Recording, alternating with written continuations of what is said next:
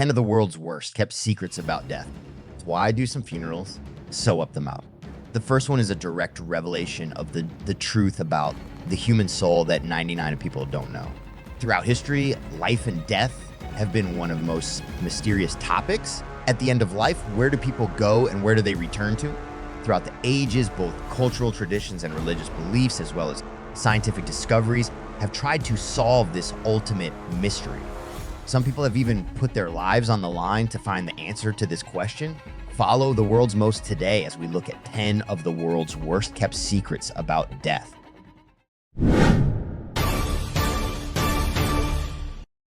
Number 10, death erection.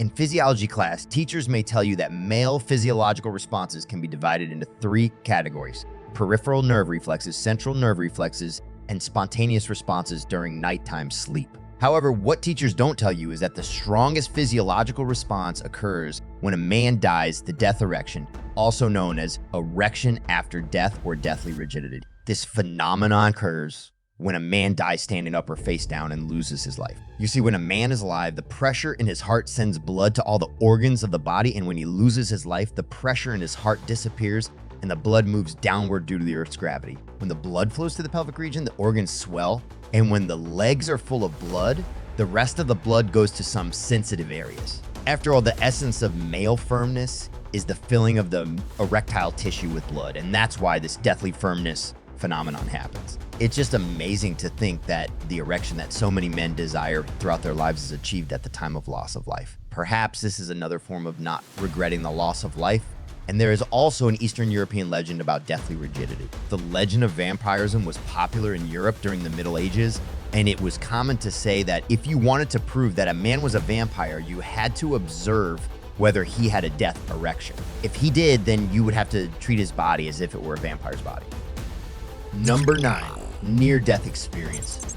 How does a person feel when he or she is on the verge of death? Well, they experience a feeling of peace and euphoria, as depicted in many movies. A Belgian death research center interviewed 154 people who had been brought back from the brink of death and compiled a report on near-death perception. In the report, 72 of the people described feeling no pain or numbness at the time of their near-death experience, but only a bright, intense light around them. Another 52 claimed to have seen the souls of the deceased, and 7 felt like they were stepping into the future, even seeing into the future, and even predicting their own lives. While the interviewees' descriptions of what they saw varied, they all agreed on one thing, that in the moment of resuscitation, they experienced sudden crashing pain and a rapid descent back into the physical body. The prevailing view in the scientific community is that the near-death experience is an illusion or hallucination caused by brain damage. One possible explanation put forward by psychologist Daniel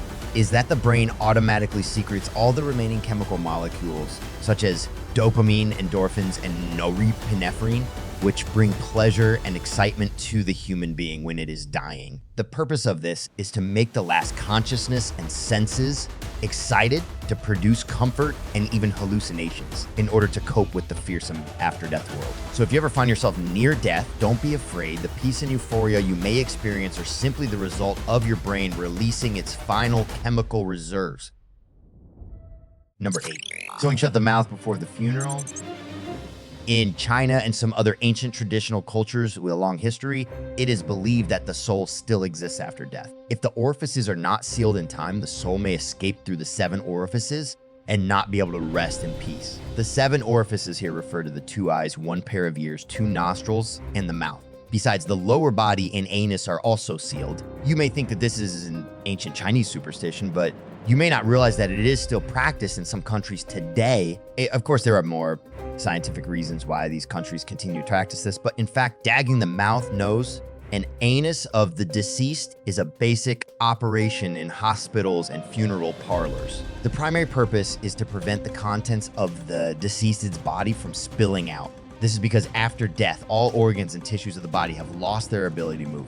Not only will the heartbeat and breathing stop, but even the muscle tissue will become flexible. Although the wrinkles on the face will disappear and the person will look 20 years younger, the sphincter muscles that control the bowel movements will also relax, which will lead to incontinence. This is why healthcare workers usually block the anus with cotton balls or Vaseline gauze to prevent the contents from spilling out. The mouth of the deceased is blocked for the same purpose. After death, the switch that controls the spilling of stomach contents at the esophagus malfunctions.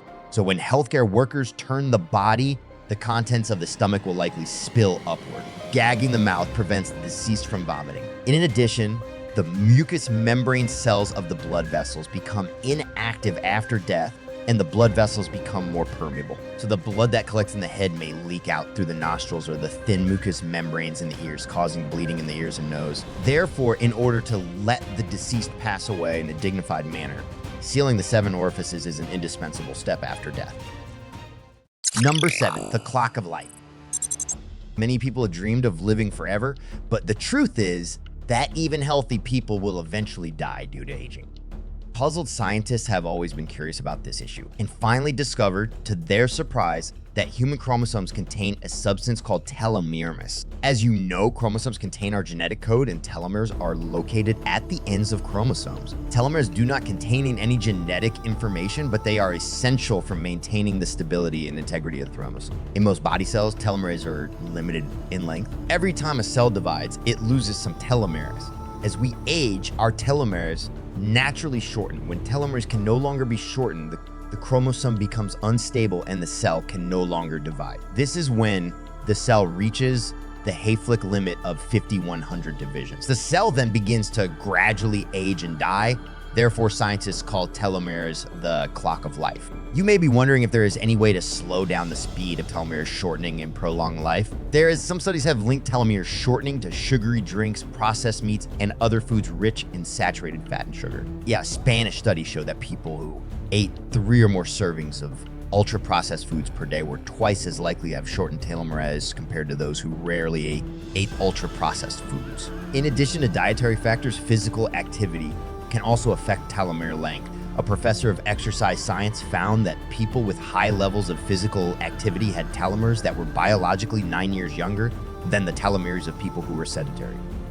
Mood can also affect the rate of telomere shortening. People who are more depressed tend to have shorter telomeres because stress produces an enzyme that causes telomeres to shorten dramatically. Therefore, smiling more often in daily life is scientifically beneficial for humans to live longer and healthier lives. Number 6, Micromort. Micromort is a unit of measurement developed by Ronald Howard, a well-known American decision analyst. The term is a combination of the words micro and mortality and is used to measure the probability of sudden death under certain circumstances. 1 micromort is the probability of dying suddenly under certain circumstances, equal to 1 in a million. For example, in 2014, there were 3.2 million skydives in the United States, with 24 fatal accidents resulting in 24 deaths. This means that for every 10,000 skydives, 0.75 people die. That means the risk of skydiving is about 75 micromort per jump. At this point, you can see that the human life force is so strong and fragile, because in order to reach a risk of 1 microdeath, you need to ride a bike 10 kilometers, drive 400 kilometers, or fly 10,000 kilometers in a civilian airliner. But for a 90-year-old man, just getting out of bed every day is more than a 300 microdeath risk. A statistical researcher has compiled a set of data on human micromorts for both bizarre and everyday events, and the data will change over time, but the magnitude will not be very different. This set of reference data illustrates 2 facts. One is that any bizarre event can lead to an accidental death, and the other is that there is no such thing as 100 WWOU of life and death. So life obviously has a price. So obviously life has a price, and everyone calculates it privately, including insurance companies and government agencies. They don't publish the algorithms because they don't want people to know how they calculate the risk of death. It has also been said that the most dangerous job in the world is that of President of the United States, with a risk of 186,000 microdeaths, which is probably one of the reasons why I chose to make videos on the internet rather than run for the office of leader of my country, because the world out there is just too dangerous. Here are some more statistics on the various micro-death values for those who are interested in pausing for a look. Number 5, death paranoia.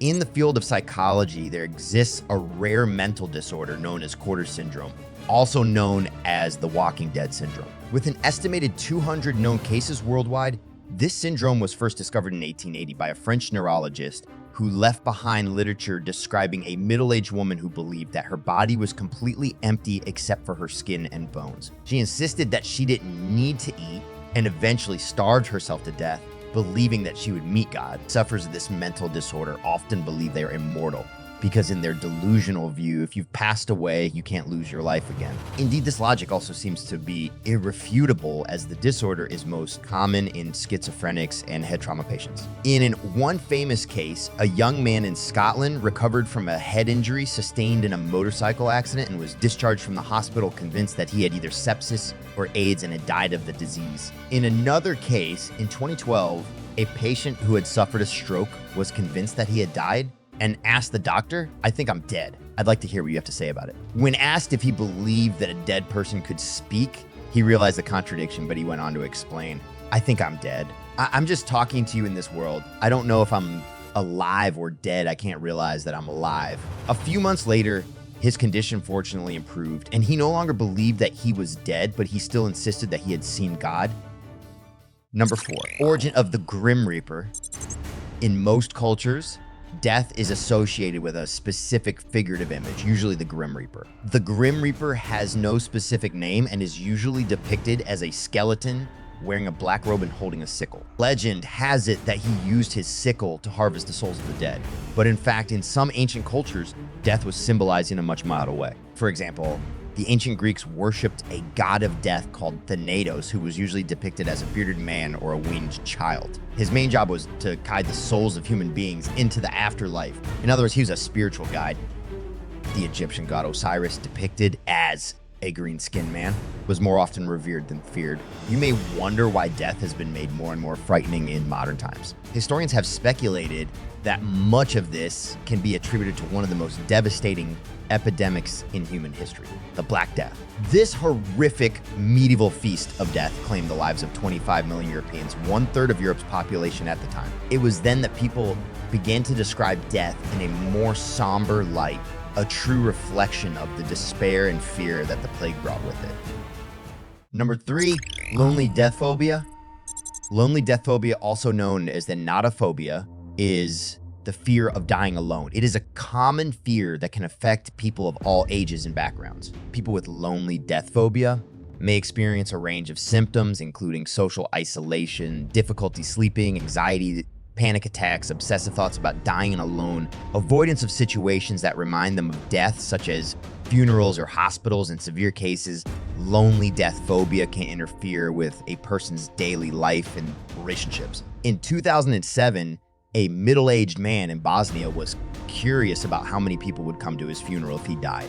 Yeah. So he faked his own death and put on a good show. But to his surprise, only his mother came to the funeral. Many people in the world may not be afraid of death itself, but they're afraid of dying alone. They are afraid that no one will come to their funeral.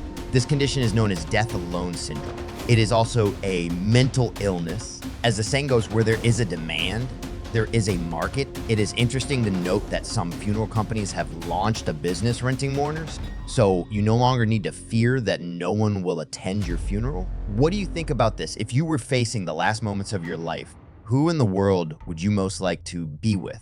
Feel free to leave a comment in the comments section to discuss with us. Number 2, human freezing. In the modern medical concept, death occurs when the brain dies.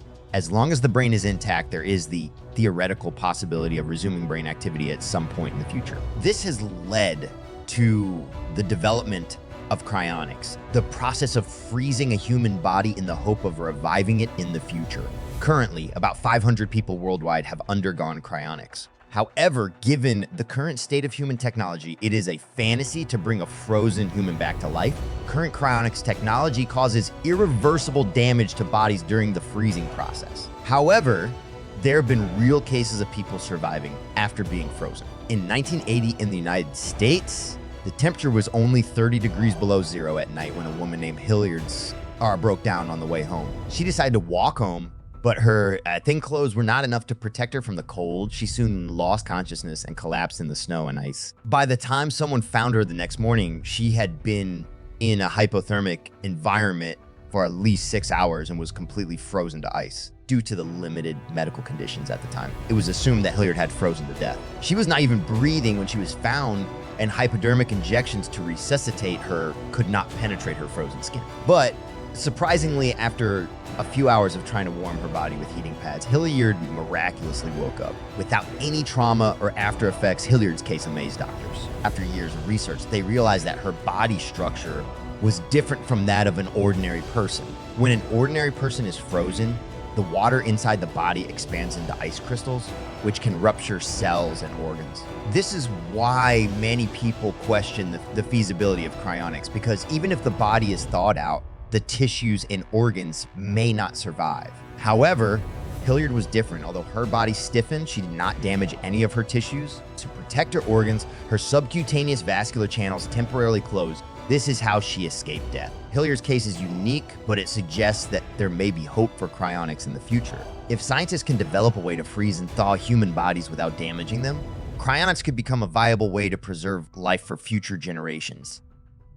Number 1, out-of-body experience.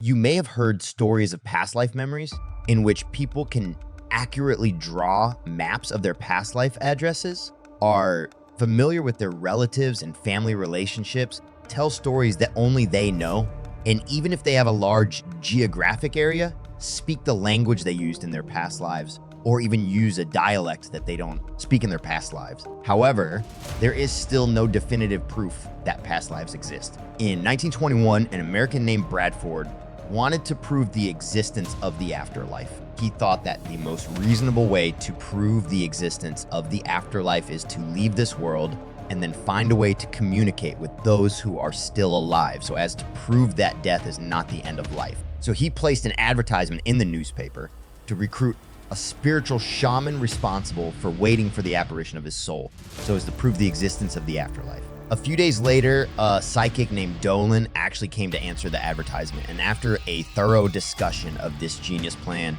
Bradford went directly to God on February 5, 1921. A week later, psychic Dolan claimed to have contacted Brad and published a record of his feedback from the other side. But sadly, this interesting experiment in scientific proof of the afterlife was later proven false. This so-called psychic was just a con man who went around trying to deceive people. Therefore, all the experiments to prove the existence of the afterlife in history have ended in failure. Hopefully, one day in the future, humans will be able to prove the existence of souls, or the correct path to out-of-body experiences will be through the digitization or datization of consciousness. Well, the above is the whole content of this video. Don't know which one of the 10 unknown secrets of death introduced today impressed you the most. Please let us know in the comments. If you enjoyed this video, please subscribe and share it with your friends. Thank you for watching, and we'll see you next time.